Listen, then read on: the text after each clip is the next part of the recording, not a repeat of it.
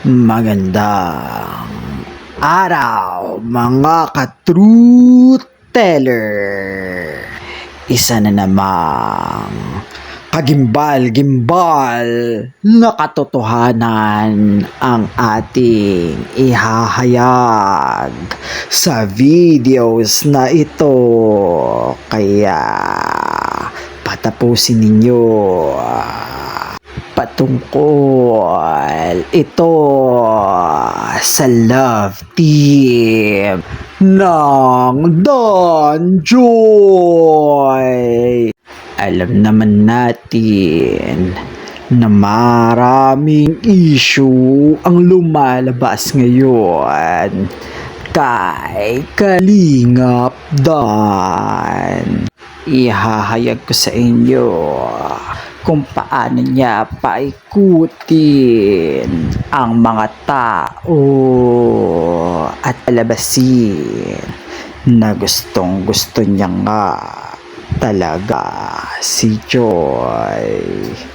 Pero ang katotohanan ay napakarami niyang itinatago. Ngayon ay umaharap nga si Kalingap Dan sa pagsubok.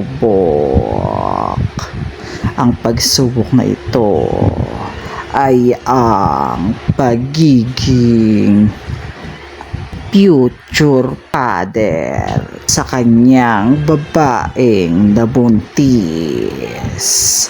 At ang masaklap dito ay hindi ito si Joy. Mapag-aalaman natin na si Kalingap Dan ay isa ng ganap na ama. Mapag-aalaman natin na dati pa nga ay si Dan nag-uuwi na ng babae sa kanilang apartment.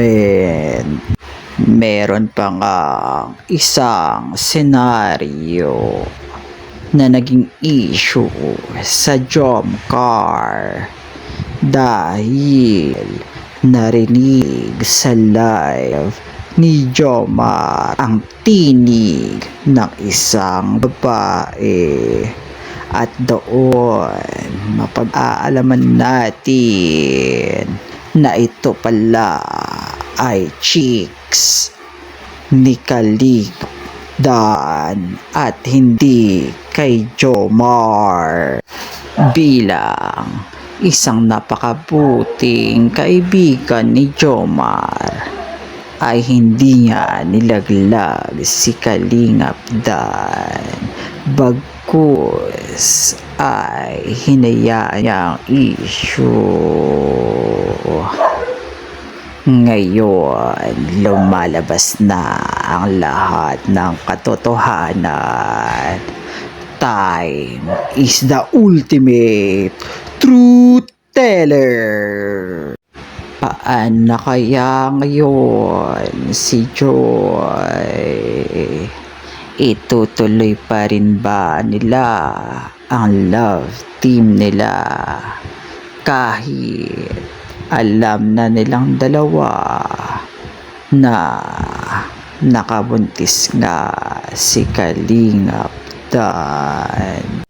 Ang tanong ngayon ng mga karamihan ay, nobya nga ba ni Kalingap Dan ang kanyang nabuntis o isa lamang sa mga babaeng nakilala lamang niya sa mga bar na kanyang laging pinupuntahan? Ang hindi alam ng karamihan ay ang mga K-boys o Kalingap boys ay nagpupunta sa mga bar.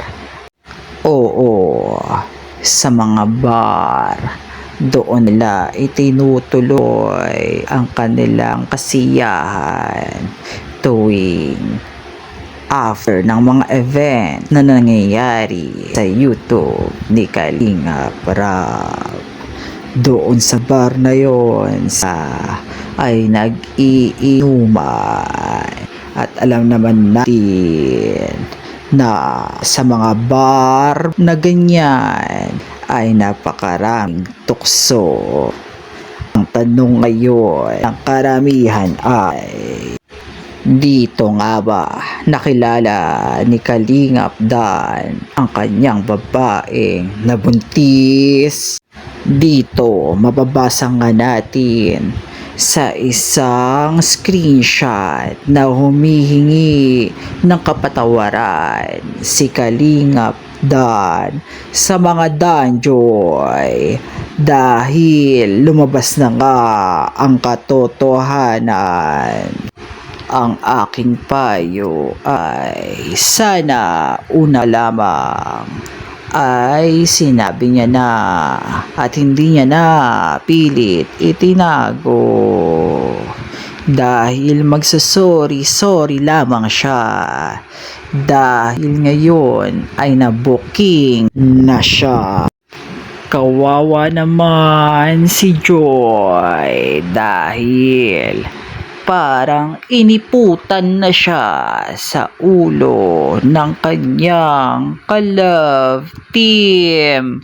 O di kaya naman ay alam na talaga ni Joy pero nagbulag-bulagan lamang siya dahil nga marami silang fans at marami silang sponsor para lamang nilang ginagamit ang mga sponsor nila para sa sariling kapakinabangan. Hindi na nila inisip ang mga sponsor, mga fans nila na umaasang magkatuluyan talaga sila.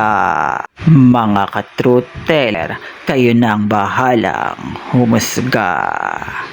Ngayon, i-comment nyo kung gusto nyo pa ng part 2.